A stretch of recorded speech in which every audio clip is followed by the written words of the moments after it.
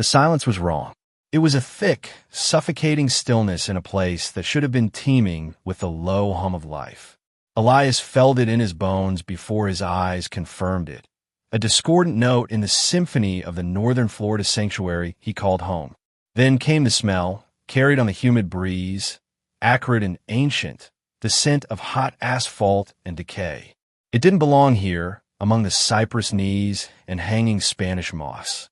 His worn leather boots made no sound on the damp earth as he moved toward the perimeter, his gaze scanning the dense undergrowth. Elias, a man whose face was a roadmap of sun and solitude, had been the sole caretaker of this sprawling private primate reserve for 15 years.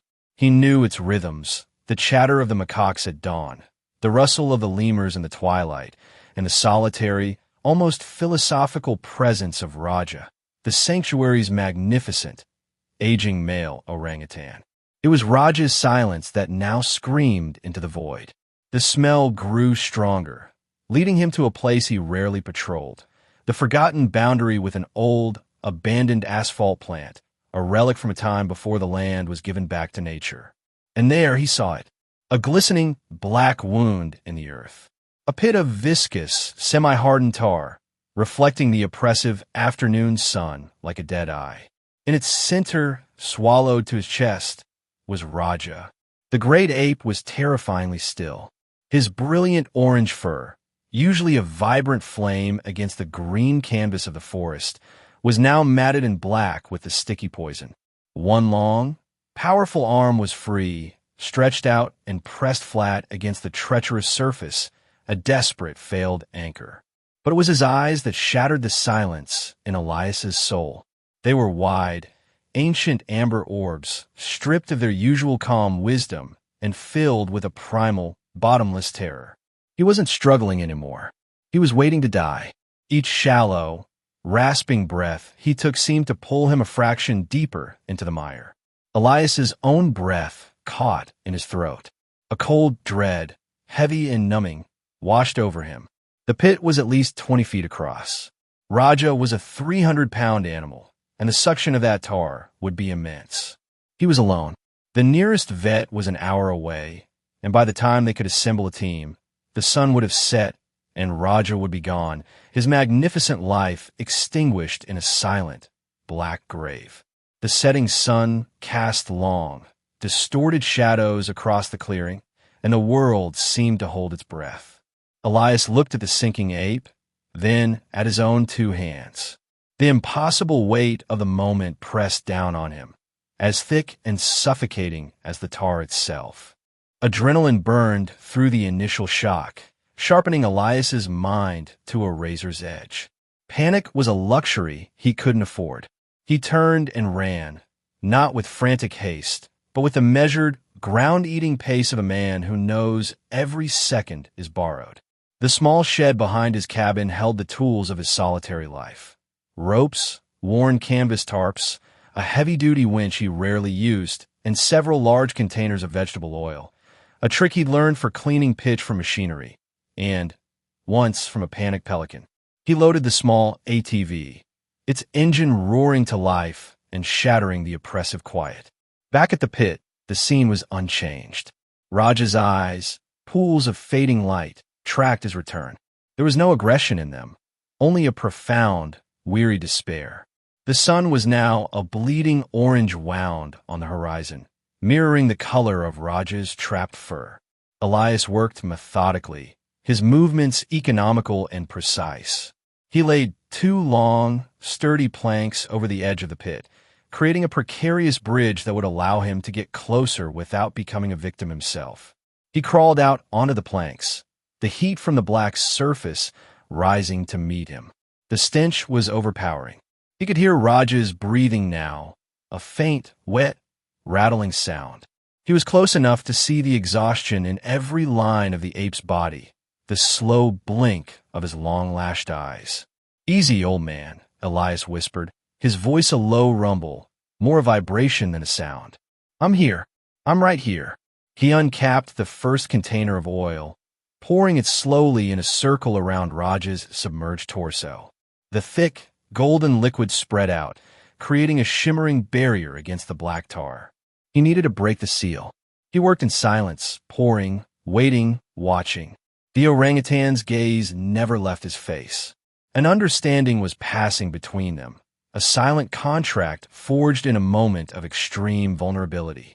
"I will not harm you." The ape's stillness seemed to reply, "I will not fight you." Elias secured the winch to the base of a thick cypress tree and carefully looped the heavy nylon straps under Raj's free arm and around his back, a process that took an agonizingly long time. He had to reach into the sticky morass, the tar sucking at his gloves, his arms. He felt the coarse, wiry hair beneath the black coating, the solid muscle, the warmth of the life he was trying to save. Raja flinched but made no move to resist. He seemed to understand the intent. With the straps in place, Elias crawled back to solid ground and took the handle of the winch. He began to crank. The cable went taut, the winch groaned in protest, and Elias's muscles screamed under the strain. Nothing happened. The tar held its prize with a greedy, unyielding grip. He poured more oil, his heart hammering against his ribs. He cranked again, sweat blinding him, every fiber of his being focused on the immense, silent battle. Slowly, agonizingly, something shifted, a thick, sucking sound like the earth itself letting out a foul breath. Raja's body moved, an inch at first, then another. The ape let out a low moan, a sound of pain and effort. Elias didn't stop. He put his entire weight and went into the crank, his knuckles white, his jaw clenched. The sun had vanished, leaving the world in a deep blue twilight. And then, with a final, sickening slurp, the suction broke. Raja's immense, tar-caked body was dragged from the pit, a formless black monument of suffering, and lay motionless on the bank. He was free, but he wasn't moving.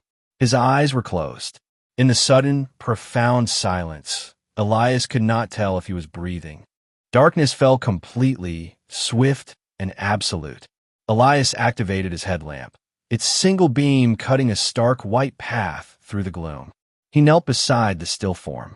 Panic, cold and sharp, tried to rise again, but he pushed it down. He pressed his trembling fingers against the thick, sticky fur of Raja's chest. For a terrifying second, there was nothing. Then a faint, slow, ponderous beat. A heartbeat. And another. A wave of relief, so profound it left him weak, washed over Elias. The battle was not over. He couldn't move the massive animal, and the tar was a mortal threat, capable of causing chemical burns and fatal hypothermia as the night air cooled. He retrieved blankets from the ATV, covering the great ape to preserve what little body heat he had left. Then he sat down, took out a soft rag and the last container of oil, and began the most delicate work of his life. He started with the face. Gently, patiently, he worked the oil into the tar, encrusting Raja's noble head, dissolving the black mask. He cleaned around the wide, gentle eyes, the broad nose, the expressive mouth. It was an intimate, meditative act. Hours bled into one another, marked only by the chirping of crickets and the slow, steady rhythm of Raja's returning breath. Under the tar, Elias rediscovered the familiar contours of the friend he had watched from a distance for so many years. Sometime before dawn, Raja stirred. His eyes opened. They were no longer wild with terror, but clear, lucid, and fixed on Elias's face. The beam of the headlamp illuminated them both in a tiny bubble of shared existence. The air was still, charged with an unspoken language. Raja slowly, deliberately, lifted his partially cleaned hand. It was heavy with exhaustion, trembling with effort. He reached out and laid his great, leathery fingers on Elias's forearm. It was not a grip, but a touch. A question and a thank you. A recognition of shared life, of a debt that could never be repaid in words. Elias stopped cleaning and simply met the ape's gaze, his own eyes burning with unshed tears. In that silent communion, the boundary between man and animal dissolved into nothing. The first rays of dawn were painting the sky in soft pastels when the veterinary team, alerted by a silent emergency beacon Elias had triggered hours ago, finally arrived. They worked with quiet efficiency, assessing Raja administering fluids, preparing him for transport back to the sanctuary's clinic. As they carefully rolled him onto a stretcher, Raj's gaze remained locked on Elias. After they had gone, Elias did not move. He stood alone by the violated earth, his clothes and hands stained black, his body aching with a weariness that went deeper than muscle. He looked down at his own hands, seeing not the tar, but the faint reddish hue of Raj's fur mixed within it. Something inside him had shifted. The solitude he had cultivated for years no longer felt like a shield, but like a veil that had just been lifted. He had not simply saved a creature. He had participated in the raw, brutal, and beautiful dance of life itself. He looked up as the sun crested the trees, flooding the clearing with warm, golden light. The silence had returned, but it was different now. It was alive, peaceful, and filled with the promise of a new day. He felt its warmth on his face and closed his eyes, breathing in the clean morning air. He was a part of this world, not just a keeper of it, and in the quiet morning, he felt a profound and unshakable peace.